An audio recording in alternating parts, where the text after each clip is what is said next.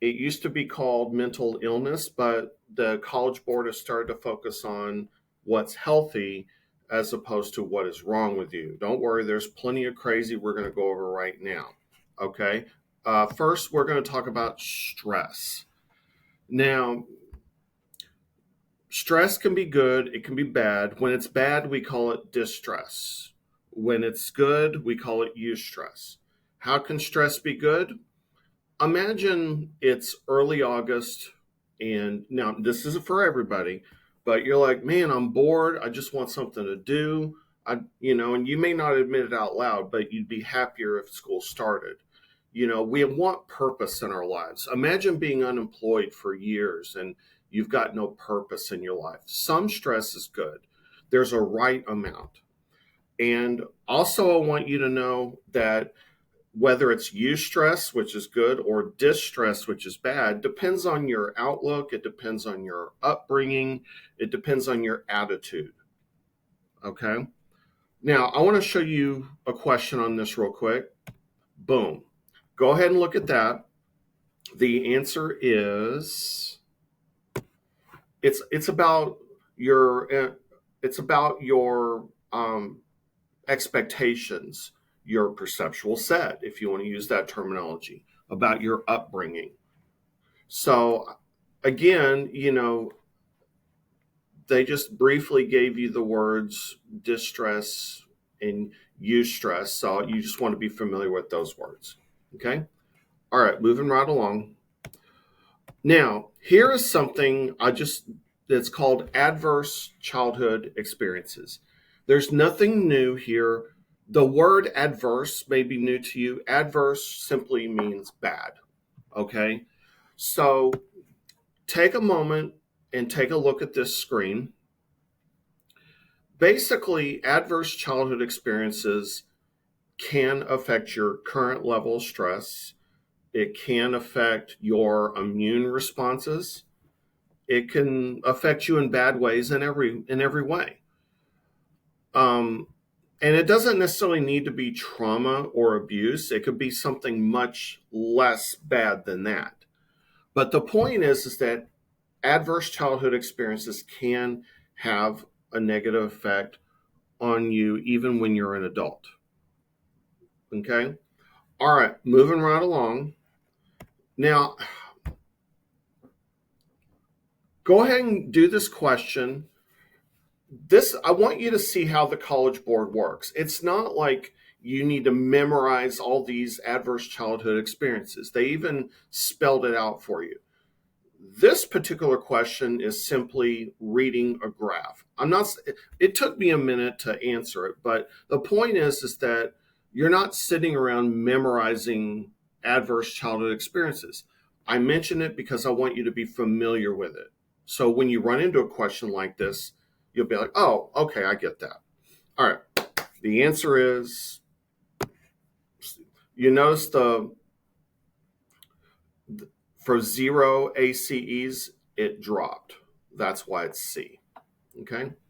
All right, moving right along. Okay, I see this, at least so far, general adaptation syndrome on every test. There's always one question. Now, the AP exam will only have 70 multiple choice questions, so you may not see one sometimes. But general adaptation syndrome by a guy named Sele is how we respond to stress. We respond to it through alarm, resistance, and exhaustion.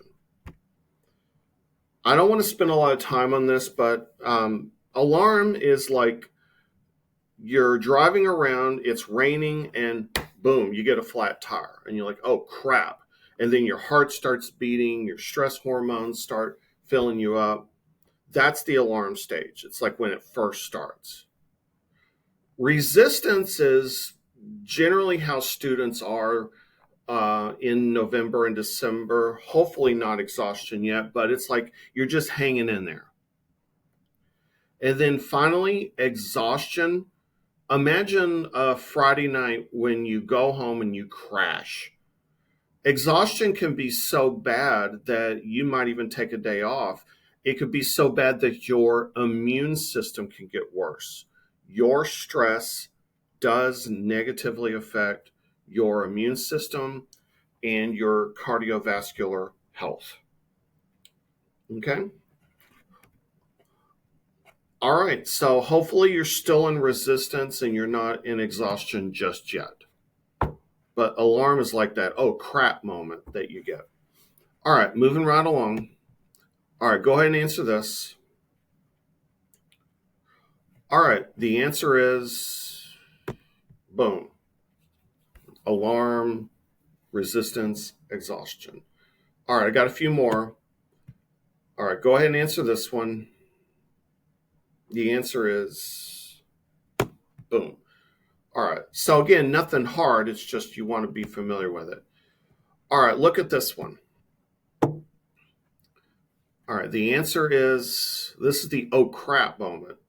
Boom. Actually, no, I'm wrong. I'm sorry. The oh crap moment would be if you're working at a restaurant and you see 20 people about to come in, sit down. Oh man, that's the alarm. Resistance is when you're hanging in there. Okay. And exhaustion's when you're like, you just can't even move anymore. You got to go home and crash. Okay. All right. And Gustav is approached by a thief. Give me your money. That's the alarm. That's the alarm. Okay. Okay. Healthy coping mechanisms. How do you deal with stress in a healthy way? Instead of deal, cope. How do you cope with stress in a healthy way? Well, you've got emotion focused coping skills. Exercise is good, music is good. New music gives you dopamine. So if you find music that you haven't habituated to, then you could get a little shot of dopamine and endorphins with music. And journaling, for some people that really works. Journaling, write about what is frustrating you or write about what you are grateful for. Then you've got problem focused coping skills. That's when you try to solve the problem that's stressing you out.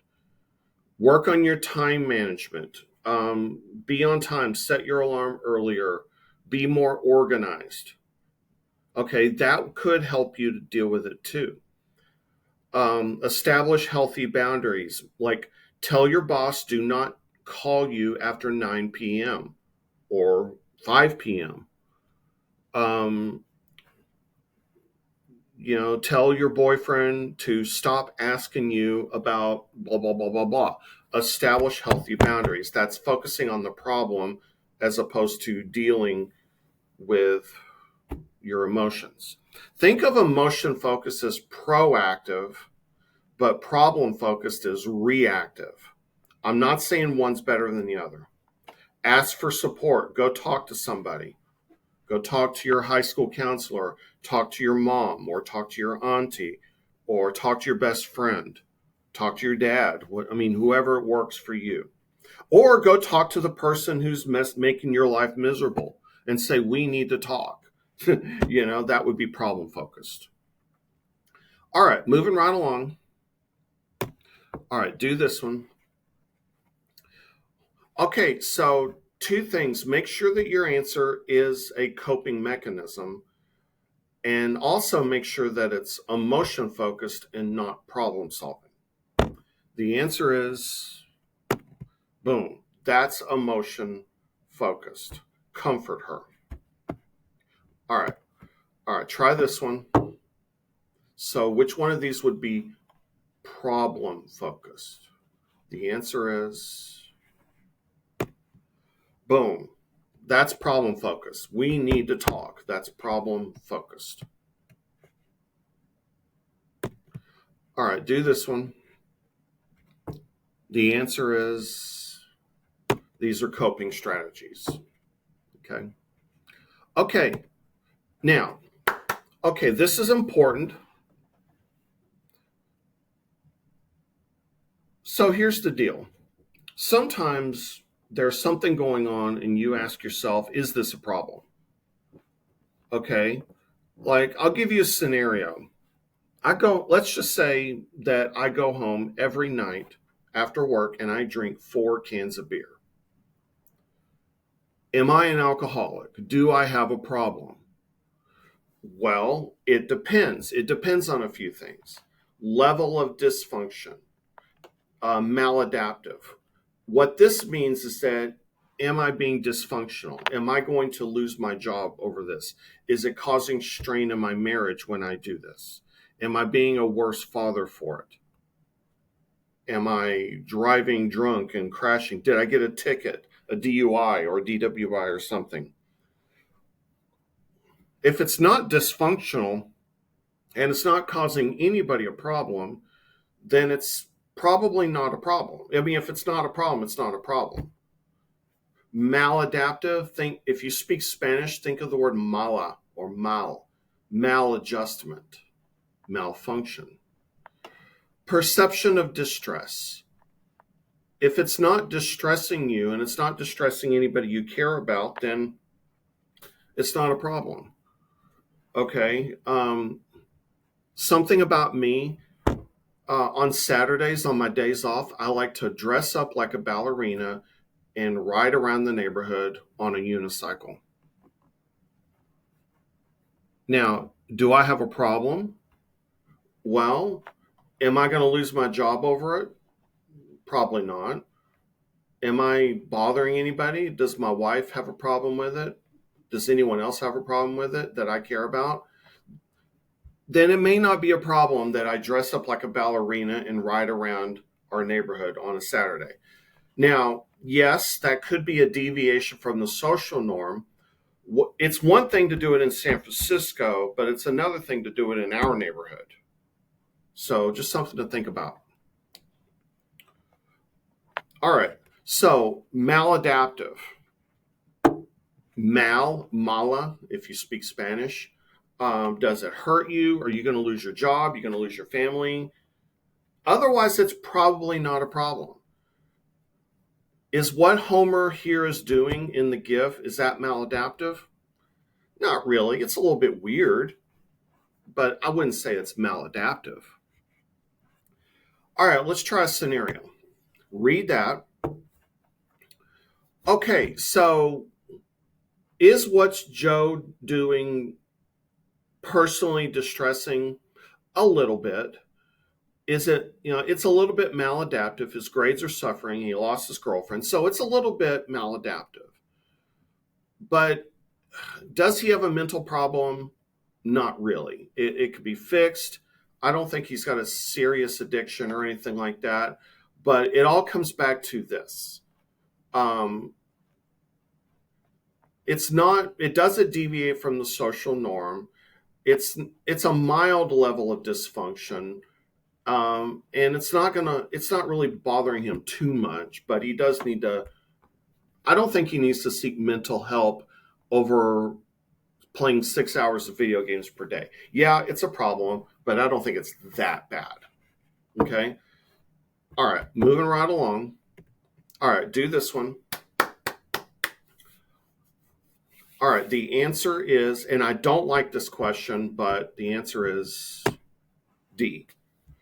So only if you define it as like dressing as a ballerina in one neighborhood and not in like a super LGBTQ friendly neighborhood, it would be different. Like you could do it in Portland, but not in like a southern city or something.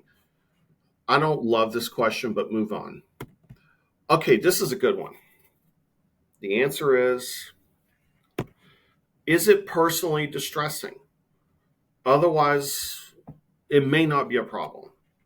If you're not going to lose your job over it, you're not going to lose your husband or your wife over it, then it may not be a problem. Okay? Okay. I haven't seen this on the test, but I'm going to mention the DSM a lot. So make sure that, and you need to know it anyway. The DSM is a big book that All the psychologists get together and they rewrite every 15 or 20 years. And what it does is it classifies mental illness and it describes mental illness. It does change. Like, for example, in 1980, homosexuality was in the DSM. However, it was removed from the DSM because homosexuality in and of itself is not personally distressing. It's not maladaptive. So therefore they removed it from the DSM. So they add things, they take stuff out on occasionally, depending on just a lot of it has to do with cultural norms and just knowledge of certain illnesses. Okay? All right, moving right along. Okay, write this down. So, diathesis means risk. Think of it as genetic risk.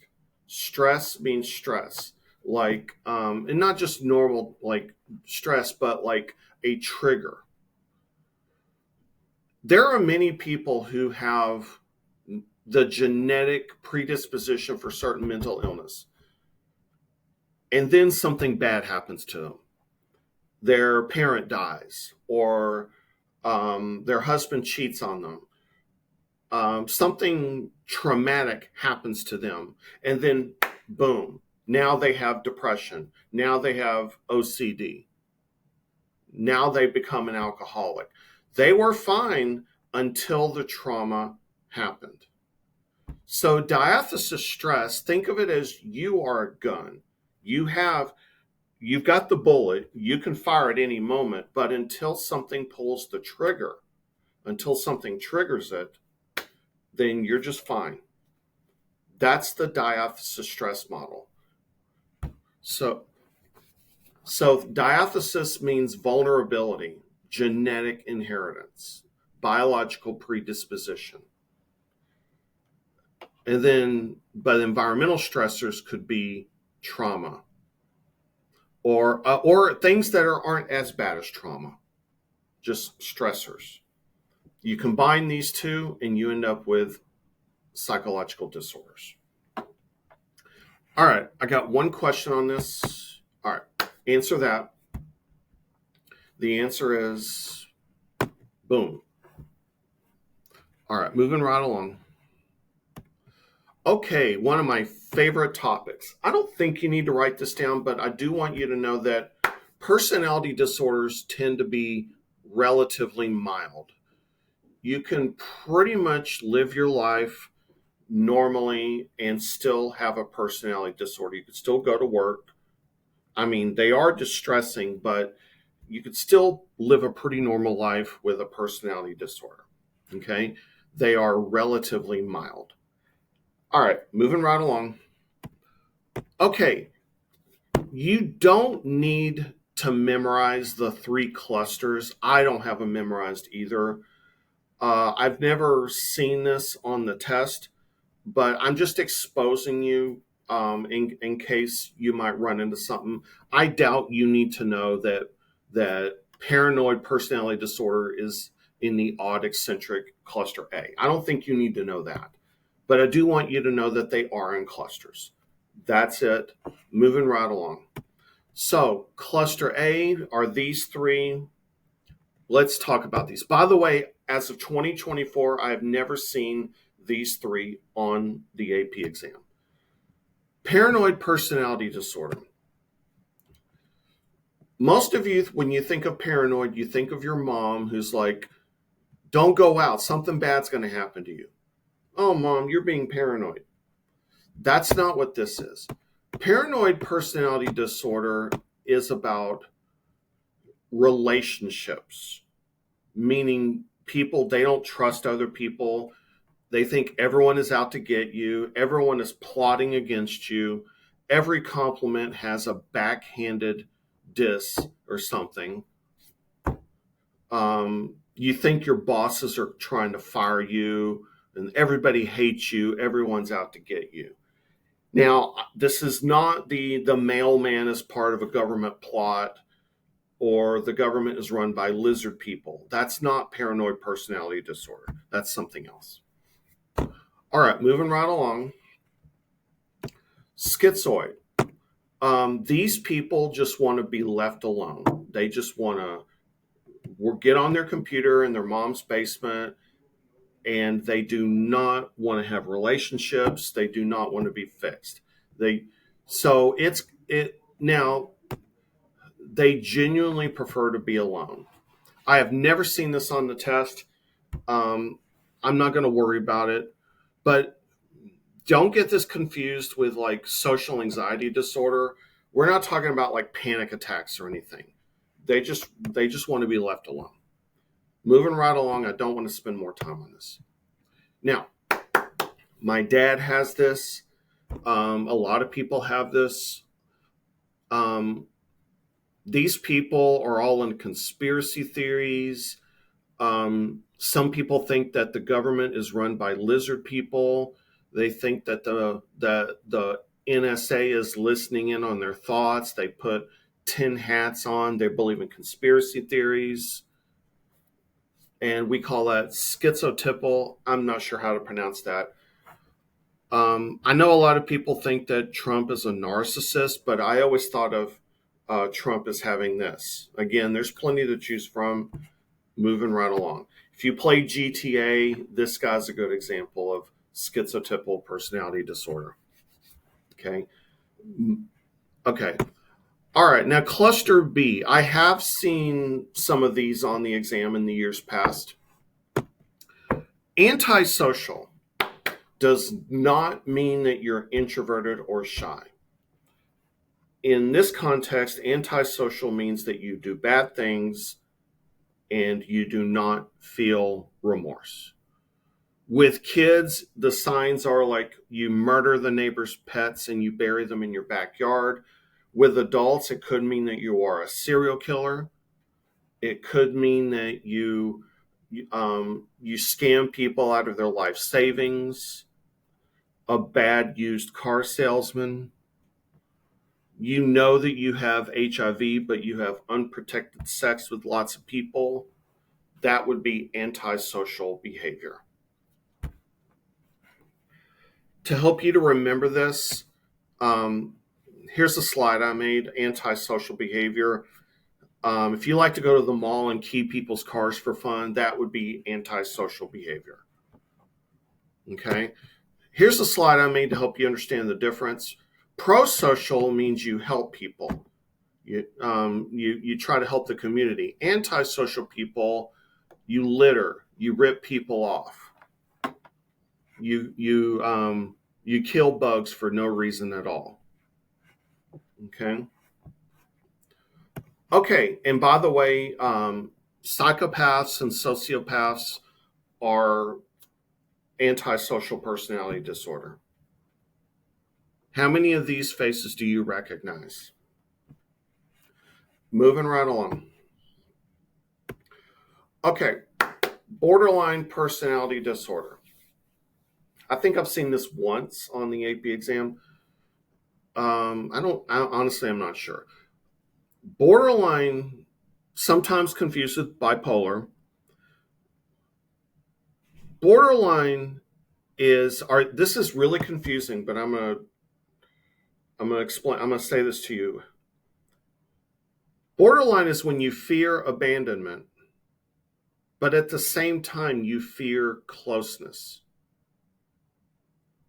If you're having a relationship fight with someone with borderline, they might say, "I hate you. Go away. Leave me alone." And then you say, "Okay, I am leaving. Goodbye."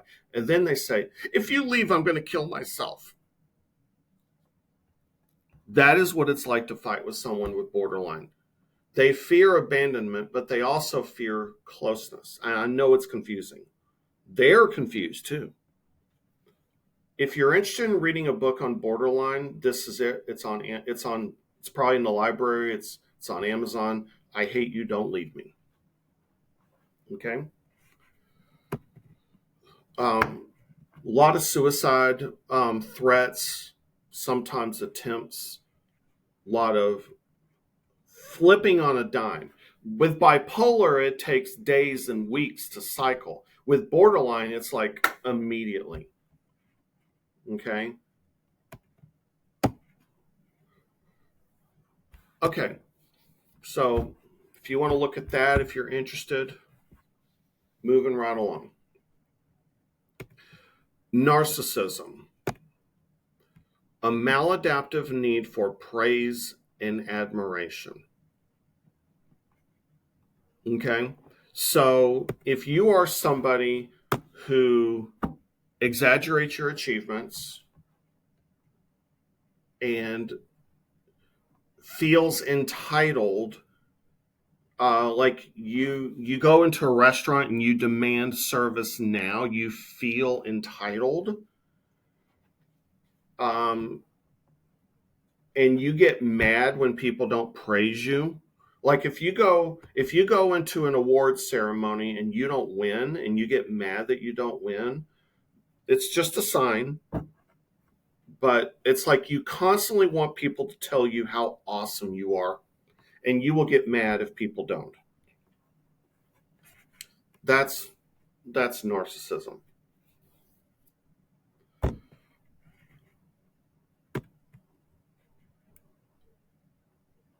Okay. The word narcissism comes from a guy named Narcissus in Greek legend. It was a he was given a spell by a god to fall in love with the next person he saw. He saw his reflection in the water, leaned forward to kiss his reflection, and drowned. That's where the word narcissism comes from. Okay. Um, Avoidant, dependent, obsessive compulsive personality disorder. Okay. Avoidant personality disorder is when you stay away from everybody because you fear rejection. You fear being ridiculed. With schizoid, they don't care. They just want everyone to leave them alone. With avoidant, you stay home because you are afraid of people talking smack about you. You think, I'm ugly, I'm stupid. I want friends, I want to go to the party, but everyone's going to hate me. So we're not talking about panic attacks. We're talking about fear of being thought negatively of, and it's irrational and it's maladaptive.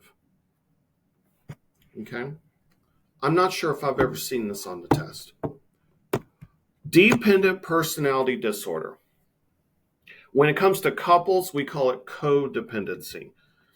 But dependent is when you can't stand to not have other people's approval. These people do not stay single for long because they are in constant need of affirmation. I'm not saying the Kardashians have it, but I remember hearing an interview where Khloe said Kim will not leave the house without her sister's approval of what she is wearing. This was a long time ago. But the point is that when you have dependent personality disorder, you need other people's approval for everything to a maladaptive extent. I have never seen this on the test, but obsessive compulsive personality disorder, basically you're a neat freak, you are controlling, you still manage to have a job, you still manage to get a good night's sleep, but you get really annoyed when things don't go your way. You're a germaphobe, but not to an extreme, not to the point where you're having panic attacks. Okay? Not to the point where you're checking the alarm 50 times at night. That would be real OCD. This is just mild OCD. Okay?